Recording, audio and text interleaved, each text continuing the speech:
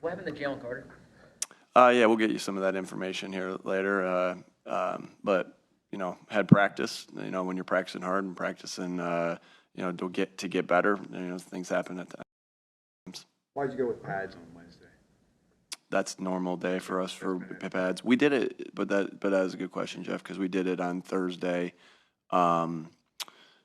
early in the year, and it's just, hey, just always trying to think of ways that we can make the guys as healthy as possible and also as ready as possible. And so it was just a decision that we made and that I had to make to move it back, to Wednesday. Oh, okay. Yeah. Did Slay have some sort of a setback with the knee? Again, we'll get you that information again, and so I'm hoping all these guys are ready to go, but we'll see as it goes. And today's going to tell a lot. A couple of the guys, Nick, had talked about the need to get the playoff sooner in the play clock. I know that there's different responsibilities there, but when it comes to the quarterback, what's his responsibility to ensure that you guys are doing that? It takes everybody, right? It takes the call, from Kellen. It takes the, me talking about the game management scenario, in plays prior to that. It takes the personnel guys, it's Jason Michael, Aaron Moorehead, Jemal Singleton, and getting the personnel in. Those personnel guys coming in and communicating so we get the right guys in the huddle. It takes Jalen calling the play. It takes getting up to the line, getting up to the line of scrimmage. It takes whether it's a motion or a shift. And then it takes into account like everyone having to make the call beforehand. So I guess I kind of explained to you everybody's role there.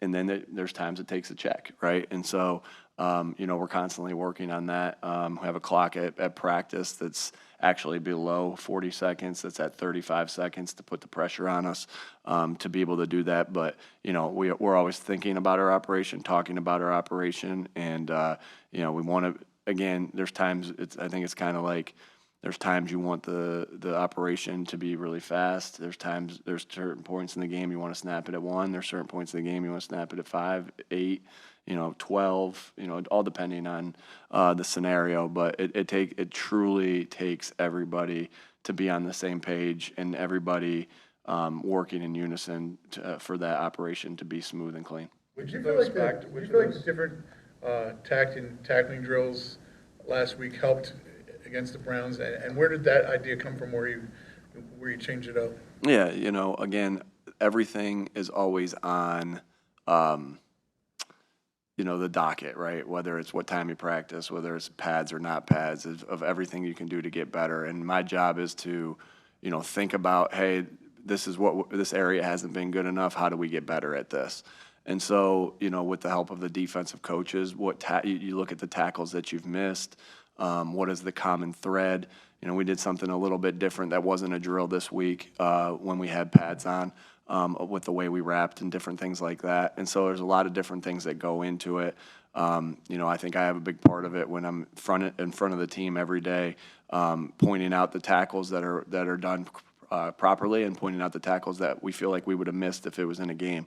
So a lot goes into that. And I think, a lot of credit to the defensive coaches of being creative, coming up with different ideas of things they've done in the past or making up new things to simulate the things that you're trying to simulate in a game. Now, it's different. Like there's times where there's the best coaching point you have for a tackle is come down with a body part. Obviously, you can't do that.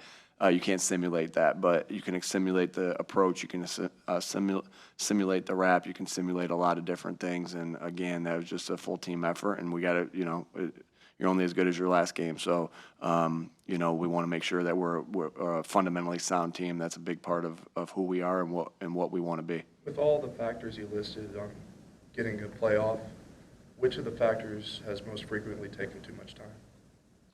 Yeah, I'm not going to answer that. I mean, it's a different. I'll answer it, but it's different for every. If there's a play clock that's going down, there's different reasons for it, each individual one. Yeah. Wonder if there was a trend. Just wonder if there was Yeah, a trend. that's a good question. Yeah. I think there's been a lot of talk about from analysts, like doesn't look like a Kellen Moore offense or it doesn't look like a Nick Sirianni offense. I'm curious from your perspective, what do you think of that discussion and like labeling a certain offense after a coach specifically? Yeah, I think that at the end of the day, coaches adapt to the things that their players do well and try to put them in maximize their potential.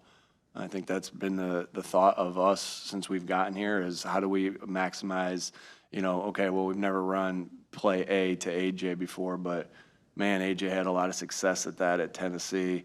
We need to start running that more. I mean, that was when we got AJ, there was a couple plays that we've implemented into our offense that have been highly successful, without getting too much into it, of what that play is. And I think that's the same thing of who your right guard is. Makai's new at right guard, different than Cam at right guard, and who's your center, and then who's your tight end. Because everybody has skill sets, right? And nobody's skill sets are exactly the same. And so again, you do what you like, and that's defensively too. You do what your players can excel at. That doesn't mean you don't dabble in new things that because we got very talented players, so we have a lot of confidence that they can do a lot of different things. But that doesn't mean you don't dabble into other things. But you really try to focus on the things that and guys do well and what they can do and what they do well. And so that kind of takes its life as the season continues on, because you start to feel a little different about how things are going, and and get a better feel for how they're doing this year, because that player's skill set changes year in, year out, right? And so there's a lot that goes into that. Again, I think that's the sign of coaching. Coaching is figuring that out, and that's a big part of it. We'll do two more.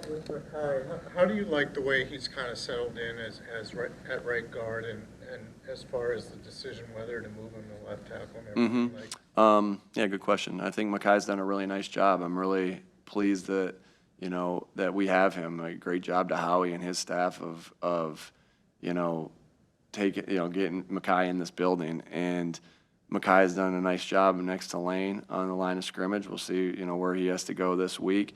But he's a big man inside at guard. We had pass rush drill the other day, and what a battle between him and Jalen Carter, and you're watching it and you're like, this is how you get better, right? Is iron sharpening iron, good player against good player.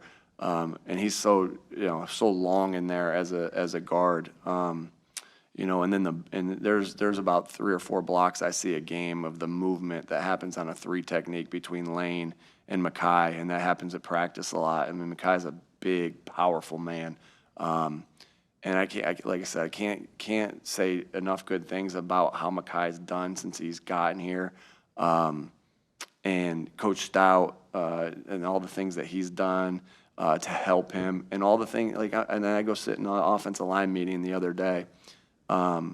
And I'm sitting in there, and Makai has a rep, and then, Coach Stout starts to talk, gives his coaching point, and then Landon has a coaching point.